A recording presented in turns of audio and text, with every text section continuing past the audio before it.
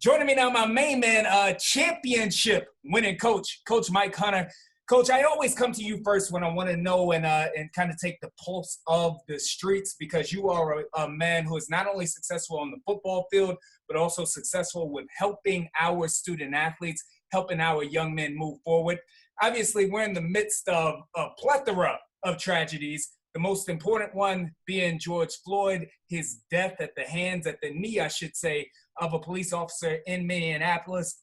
What effect, in your opinion, did the killing and seeing the killing of George Floyd, what effect can that have on young Black men as a total?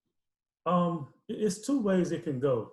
Obviously, the young people in general are going to be angry, just like all of us. That they're filled up with emotions, and we can't think just because they're young that they're not going to be angry. But I think it's our job as the mentors and as the older generation to help channel that anger into something positive and teach them how to use their voice and things like that to invoke change or create what the world should be. Because I think too many times we say we want change. Sure. or we want to be accepted, but it's not always possible to be accepted. So sometimes we got to create our own lane and help build our own communities up and police ourselves so that we can be successful. And you speak to what it is that we can do. I want to ask you about the police officers, law enforcement, especially in the DC area. But again, I don't want to speak just negative either. What have you seen from officers, albeit at school and or in the community, that works, that helps to bring people together as opposed to dividing?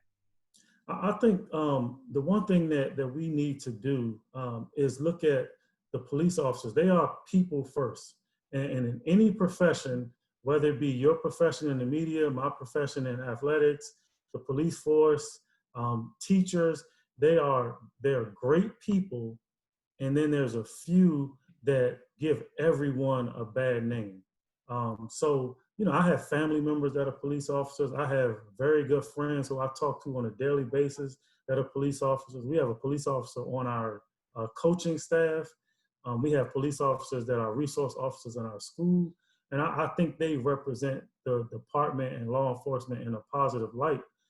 So I always try to point that out to our kids, that not all police officers are bad.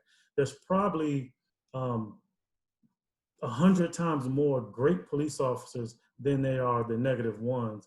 Unfortunately, just like with anything else, right, the squeaky wheel gets the most attention. That's crazy that you say that, right? As we just wrap for a minute, because the same stigma, and I'm not saying right or wrong, but the same stigma that we place on police officers, a lot of other people place that on us, right? Because It's like the actions of a few, then like, oh, that's who Black males are, they're that. And that's the same thing that we do to certain police officers. Would you say that that's correct? I would agree with that 100%. The same way we're fighting that, don't let the few represent the many, we are putting that same stigma on the police force. And like I said, there's a very few that need that attention and need to be blasted out on public of not upholding the rights of the citizens and acting in certain manners. But we also need to applaud and respect the officers that are doing the right things, that are trying to serve and protect the communities. I want to speak to you right now about both the peaceful protest and then, honestly, the rioting and the looting that is oftentimes happening at nighttime in our city here in Washington, D.C. It would be easy, and it would be easy for the less enlightened, for the ones that care less truly about our community. It would be easy to just put these things on the president, to just put these things on the police. But we do know that some of our people are potentially not acting the way that they should be acting either out there, typically when the sun goes down. So my question for you is I know that you've had conversations with your student athletes. What can we do? How do we help that situation? We'll let the president clean his act up. How do we help the situation to make sure that our streets are safe? It goes back to what I said before, policing ourselves. As a Black community, we shouldn't have to depend on law enforcement or the president or the mayor or whoever to come into our communities to police ourselves. There's nothing wrong with, I mean, if you want to take it back old school, where if a kid did something wrong in the neighborhood, you didn't have to wait for your parents to come home to correct you. The neighbor will correct you.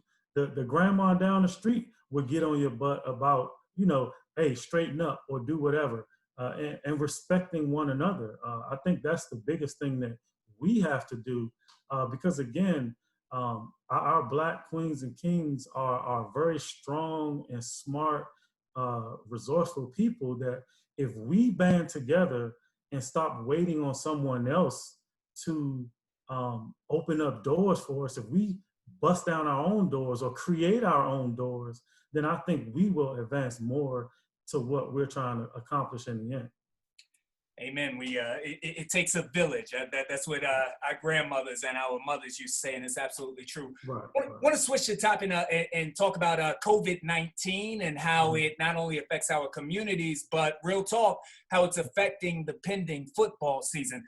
We'll start at the basic elements of it, though. As you look at your community, as you look at your team and those that are presently there and have come before them, what does football mean to student athletes in the district? It means a lot. For us, it's a sense of community. Whether you played back in the 60s, 70s, or whenever you played, everyone comes together for a football game or a sporting event. And sports are a great equalizer. And typically, I mean, you can look at this all the way up to the professional levels. That's when you don't see issues with race or age or classism is in the arena.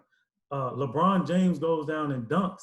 You may see an older Black man and a young white guy high-fiving a chest bumper, where if you see those same two people on the streets, they may walk past each other and not even speak to each other. But when you have this game, this football community come together for an event, you see the community come together. You see everyone respecting one another, cheering for one another, praising one another. So I think we need these things in our communities, and we need to uplift the young men and young women who are the ones on the field performing right now. And I'm 38 years old, so I haven't touched a football with pads on in about 20 years or so now.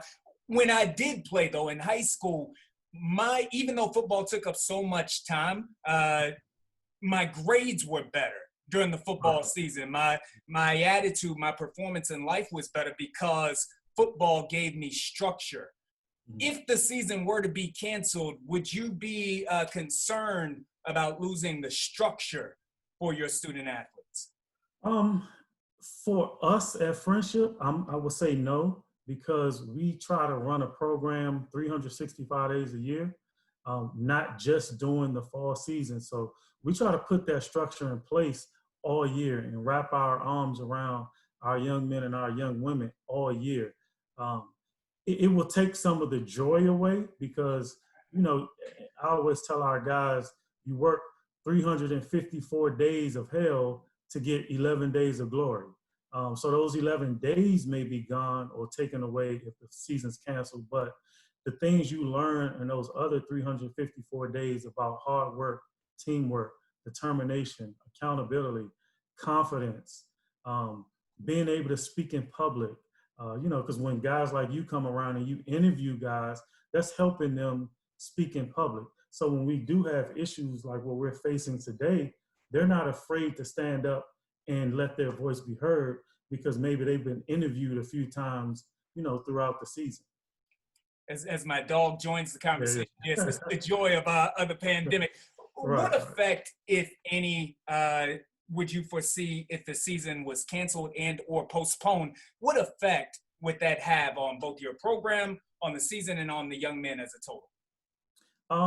To be honest with you, it's kind of up in the air. Yeah. I've never experienced this, and I'm not sure if anyone in my generation has. You know, maybe during some of the war times, like World War II and stuff like that, when sports was cut off. You know, maybe we need to reach back to them Sure. and talk to any of those guys who, young ladies who are still alive, of how they handled it.